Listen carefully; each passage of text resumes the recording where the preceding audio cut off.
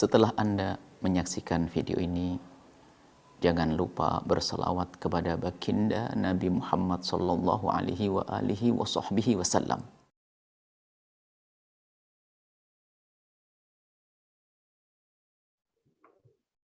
Assalamualaikum warahmatullahi wabarakatuh. Alhamdulillah.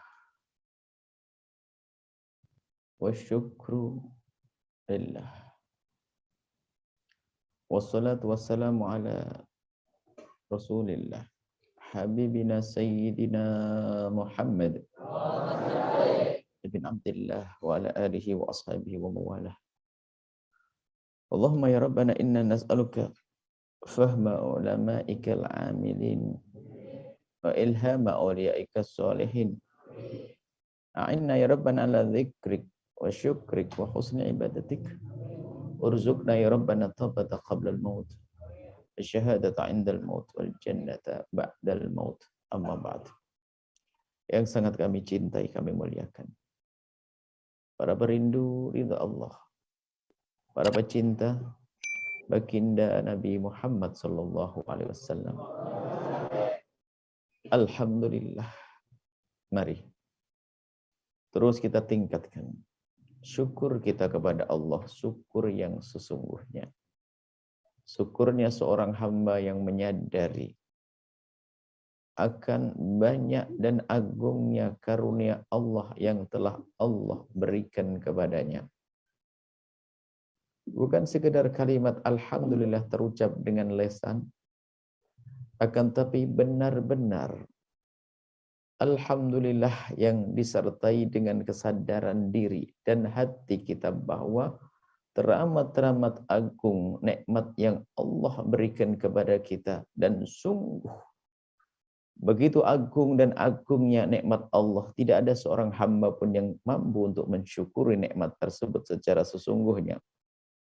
Pun demikian, semampu kita bersyukur, Allah akan balas dengan tambahan nikmat seperti yang Allah janjikan, la in syakartum la azidannakum. Begitu sebaliknya, di saat kita lalai, lupa untuk mensyukuri nikmat Allah, maka sesungguhnya kelalaian kita itu menjadikan nikmat tersebut akan dicabut oleh Allah. Bahkan sebaliknya, yang semula adalah nikmat karunia menjadi nikmah bencana.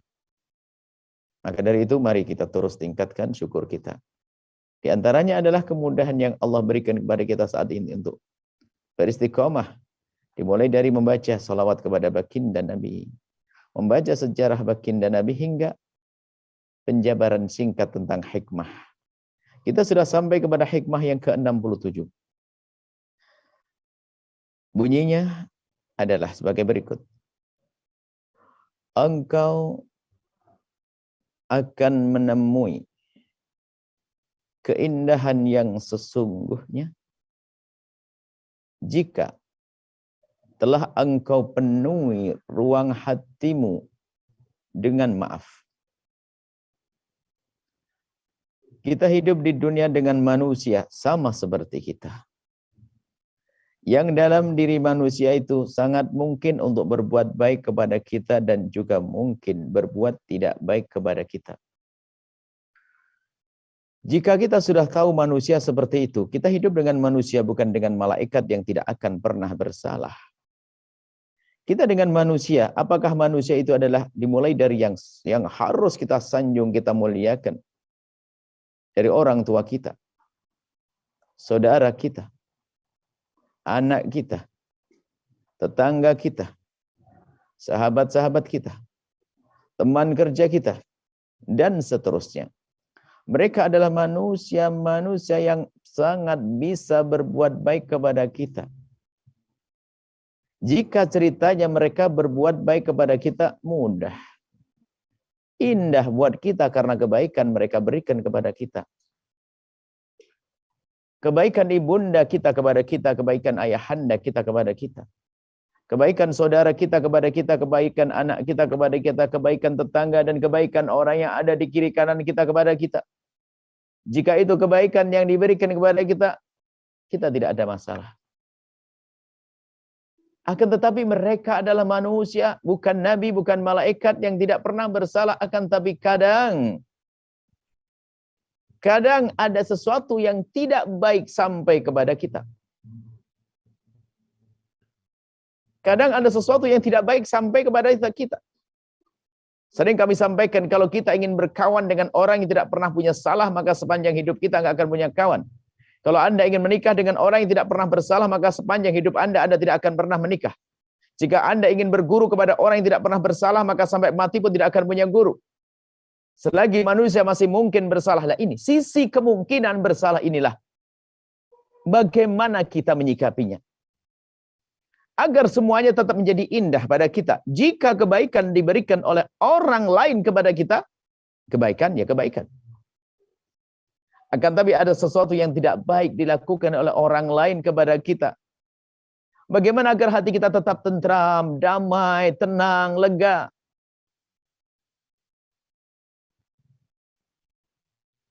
Tidak mudah menjadi hati yang bersedih, menjadi merasa terpuruk, dan seterusnya. Maka engkau akan menemukan keindahan yang sesungguhnya jika telah engkau penuhi ruang hatimu dengan maaf. Nah ini kuncinya. Memenuhi ruang hati kita dengan maaf kepada orang yang ada di kiri kanan kita. Khususnya ibunda kita, ayahanda kita. Jika ada sesuatu yang salah, itu ibunda kita. Jangan hanya kita melihat kesalahannya. Teramat banyak dan banyak kebaikan yang telah diberikan oleh ibunda kita dan ayahanda kita kepada kita. Maka jika seandainya, dan dari kita lebih banyak kesalahan itu, jika seorang anak menemukan sesuatu yang tidak menyenangkan dari ibunda dan ayahandanya, awas dan awas. Jangan sampai kesalahan ibunda, kekurangan ibunda menjadikan sebab kita terpuruk, menjadi kita benci, menjadi kita dendam kepada ibunda. Daftar kehancuran bagi seorang anak yang punya dendam kepada ibunda, yang punya benci kepada ibunda. Akan tetapi seorang anak yang berbekal dengan lapang hati, yang telah dipenuhi hati, di ruang hatinya dengan maaf, maka sungguh begitu mudahnya memaafkan ibundanya dan ayahandanya. Maka tatkala seseorang memberikan maaf kepada orang lain, maka yang ada adalah apa? Kelegaan. Tidak ada amarah. Apalagi itu ibunda kita. Maka hati-hati dan awas siapapun yang punya dendam kepada ibunda. Ibunda kita manusia mungkin pernah melakukan kesalahan. Ayahanda kita pun juga demikian. Awas. Kalau tiba-tiba ada benci dan dendam kepada ibunda, ketahuilah itu tanda anak yang bakal sengsara. Tapi jika orang bisa menata hatinya, telah menyiapkan di hatinya maaf. Maaf siapapun yang berbuat salah kepadanya dimaafkan. Jika seorang bisa memaafkan orang yang nggak ada hubungan apapun, maka ketahuilah sangat mudah seharusnya kalau dia harus maafkan ibunda dan ayahandanya. Akan tapi kuncinya di hati. Hati yang punya samah. Dikatakan Imam Syafi'i syimatur rijal. Orang hebat adalah orang yang mudah memaafkan. Orang hebat adalah orang yang mudah memaafkan kesalahan. Maksudnya kesalahan seseorang kepada dirinya, hal yang pribadi. Bukan urusan agama Allah diganggu, bukan. Urusan pribadi kita, kita dicaci, kita diolok, kita dizalimi, hak kita diambil. Jangan sampai kesalahan orang kepada kita ternyata menjadikan kita punya kesalahan yang lebih besar lagi. Iblis, syaitan, musuh kakek kita Nabi Adam alaihissalam. Dan dia sudah berjanji akan menjadi musuh kita sampai hari kiamat. Dan mereka terlatih untuk menggoda anak Adam. Dan mereka itu membisikkan, kalau ingin menjerumuskan anak Adam, bukan langsung ditodong, dipaksa, oh begitu, enggak. Enggak ada setan keluar lalu tidak ada setan menjelma lalu tampak kemudian berkata, kau bunuh dia, Kau minum minuman keras, kau berzina, nggak ada. Adanya setan itu adalah membisikkan. Membisikkan di hati seorang hamba, sehingga dia mendengar bisikan-bisikan tersebut, lalu dia melakukan kesalahan. Setan dia bisa menjerumuskan langsung. Tapi dengan bisikan-bisikan. Nah, bisikan ini adalah setan cari momen kapan dia harus membisikkan. Sebuah contoh. Kalau kita tidak berbekal hati yang penuh dengan maaf, maka bahaya sekali. Contoh, kakak beradik. Sang kakak dengan kejahatannya merebut waris adiknya, maka ketahuilah sang kakak telah melakukan kejahatan, dosa besar. Dan dia telah menjadi kawan syaitan. Tempatnya di neraka. Seorang kakak yang berbuat zalim kepada adiknya, merebut waris adiknya. Adiknya terzalimi. Sang kakak di neraka. Setan senang. Tapi di saat setan melihat sang adik mau masuk surga, nggak mau setan. Semestinya sang adik yang dizalimi, dan siapapun yang dizalimi semestinya. Bukan sekedar bicara tentang adik dan kakak. Itu sebuah contoh saja.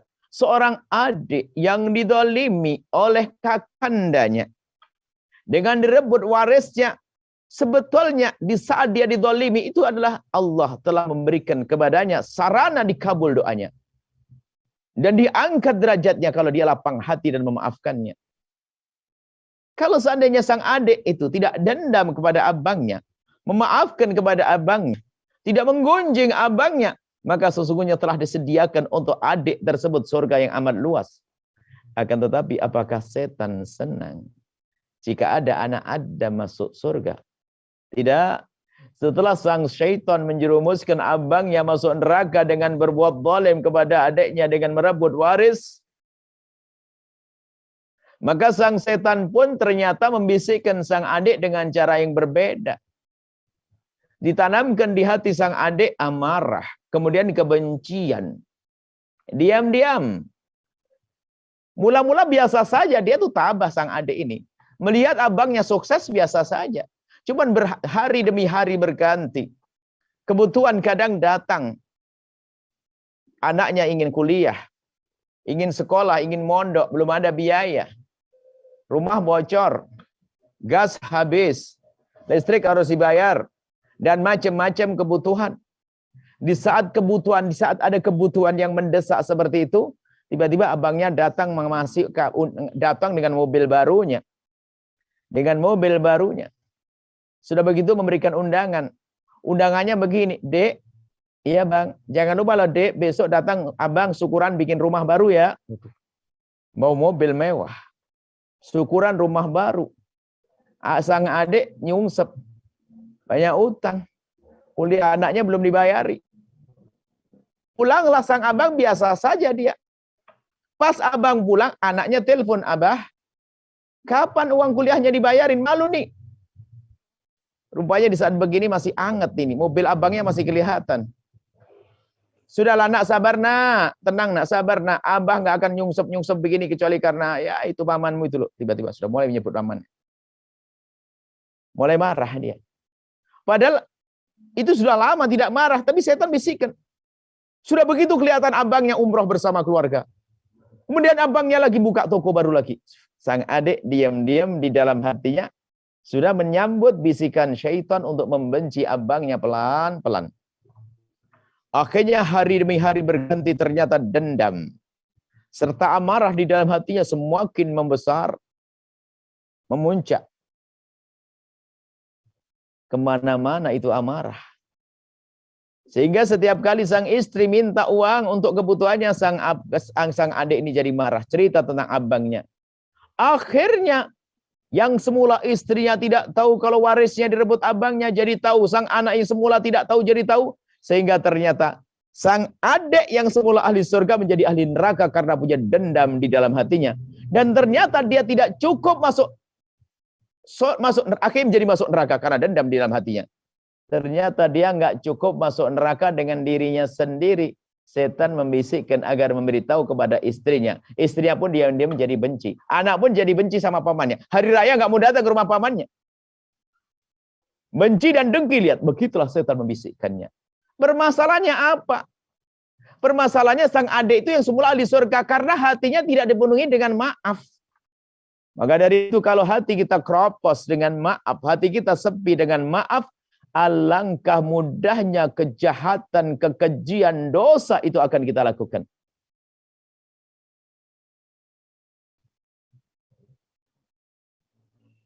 Tapi kalau kita membuka, menyiapkan maaf yang banyak, yang maaf itu adalah marhalah. Yang maaf itu kan tidak serta-merta. Jika ada sesuatu yang datang kepada kita yang bikin kita sakit, membuat kita kecewa, maka langkah pertama adalah kita meredam. Agar tidak meledak jadi sebuah amarah dan emosi yang menyerumuskan. Kita meredam dulu. Setelah meredam baru memaafkan. Itulah yang disebutkan dalam Al-Quran ahli surga. Wasari'u ila maghfiratin min rabbikum wa jannatin 'arduhas samawati wal ardu 'iddat lil muttaqin. Surga yang disiapkan untuk orang bertakwa adalah di antara untuk siapa? Untuk dia. Dia yang dizalimi, lalu wal kadhiminal ghaidha. Dia bisa menahan amarah. Wal kadhiminal ghaidha, menahan marah. Tidak boleh marah. Ternyata enggak marah pun enggak cukup. Jangan-jangan itu seperti bisul yang meledak suatu ketika. Wal kadhiminal ghaidha, menahan amarah di dalam dirinya. Setelah orang menahan amarah, artinya gini, yuk kita biasakan. Jika ada sesuatu yang tidak baik datang kepada kita dari orang di kiri dan kanan kita, pastikan kita tidak akan berikan reaksi spontan saat itu. Kita tunda dulu. Nah, di saat kita menunda reaksi tersebut, agar kita tidak punya reaksi negatif, di saat kita menunda, kita merenung. Bagaimana reaksi negatif saya akan membalas, saya rubah. Yang semula aku ingin membalas mencaci, akan aku rubah dengan maaf.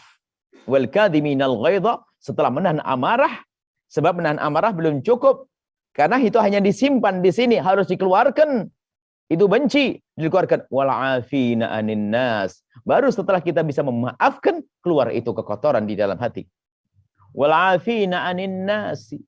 Memaafkan orang yang berbuat salah kepada dia. Dan setelah seseorang memaafkan orang yang berbuat salah kepadanya, ternyata belum cukup, jangan masih ada sisa-sisa. Ada sisa-sisa amarah, sisa-sisa dendam yang tersimpan, maka sempurnakan seperti yang disebutkan dalam Al-Quran. Allah yuhibbul muhsinin.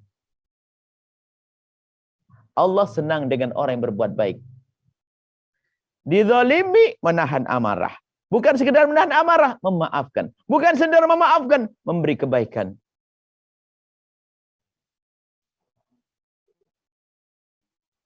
Dilempar, kita malah melempar buah. Seperti pohon. Pohon buah, kalau kita lempar, dia menurunkan buah. Orang baik itu begitu. Dijahatin memberikan kebaikan. Itu kan istimewa sekali, tingkat tinggi. Inilah kekasih Allah. Kita di kelas bawah saja belum bisa. Dikit disakiti orang, dendam, marah, dan sebagainya. Kapan akan sampai pangkat tinggi? Sampai pangkat tinggi, lihat. Pangkat mulia. Kita dizalimi, kita disakiti, ternyata kita membalas dengan kebaikan. Penutup sebagai kunci. Jangan banyak berhujah deh. Wah, dia kurang ajar banget. Biarpun banget. Kadang kita beralasan, setan bisikan. Wah, kalau kamu nggak marah gimana nanti? Rugi dong. Dia salah bener, dia banget salahnya, kurang aja. Tidak. Selagi itu urusan pribadiku, aku akan berikan maaf. Aku akan berlapang hati kepadanya. Sehingga para kekasih Allah pada berkata, jika ada orang berbuat salah kepada aku, maka sudah aku maafkan. Belum berbuat salah. Karena tidak ingin menyimpan dendam di dalam hatinya, yang ada inginnya lapang hati memaafkan. Karena kalau orang sudah bisa maafkan, diganti oleh Allah dengan sesuatu yang dahsyat yang menjadikan mereka kelak di padang mahsyar tidak mendapatkan panas lagi. Yaitu muncul cinta di dalam hati. Sehingga mencintai saudaranya. Saling mencintai, dan itu yang nanti akan diseru oleh Allah. Ainal mutahabuna bi jalali. Mana orang yang hidup di dunia enggak ada dengki, enggak ada benci. Yang ada hanya cinta. Mana? Al yauma udzilhum yauma la dzilla illa dzilli. Sekarang akan aku beri perlindungan. Di saat tidak ada lagi perlindungan kecuali dariku. Allah yang memanggilnya. Allah yang menyeru. Dan anda semua yang hidup di dunia dengan maaf tadi, enggak ada dendam di dalam hati, akan diganti Allah dengan cinta. Maka dengan cinta inilah Anda akan mendengar seruan tersebut. Dengan cinta yang ada di hati Anda, di padang mahsyar Anda akan mendengar suruhan Allah, ainal mutahabuna bi jalali, mana orang yang hidup di dunia dengan cinta karena aku, maka seketika itu Anda akan berkumpul dengan orang-orang yang hidup dengan cinta. Dan di saat itu Anda akan dapatkan payung perlindungan dari Allah. Di saat orang merasakan panas padang mahsyar yang sangat-sangat dahsyat, tapi Anda mendapatkan perlindungan dari Allah di saat tidak ada lagi perlindungan kecuali dari Allah.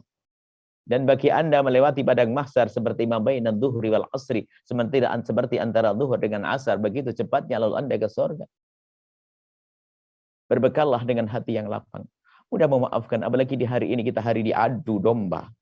Hari kita diajari untuk saling benci, saling bermusuhan. Dan itulah tiupan-tiupan syaitan, maka jangan dengar. Maka engkau akan menemui keindahan yang sesungguhnya jika telah engkau penuhi ruang hatimu dengan maaf. Itulah hikmah kita pada malam hari ini. Semoga Allah memberikan pada kita pemahaman yang benar. Allah memberikan pada kita hati yang lapang. Allah menjadikan kita mudah memaafkan. Allah menjauhkan kita dari dendam. Dan siapapun yang telah berbuat salah kepada kita, semoga Allah ampuni dan angkat derajatnya. Dan Allah berikan kesadaran. Dan semoga Allah menjadikan kita hamba yang saling mencintai karena Allah. Saling mencintai karena Allah. Saling mencintai karena Allah. Di dunia dengan kebahagiaan. Dan kelak di surga bahagia. Di tengah-tengah kita ada baginda Nabi Muhammad SAW. Al-Fatihah.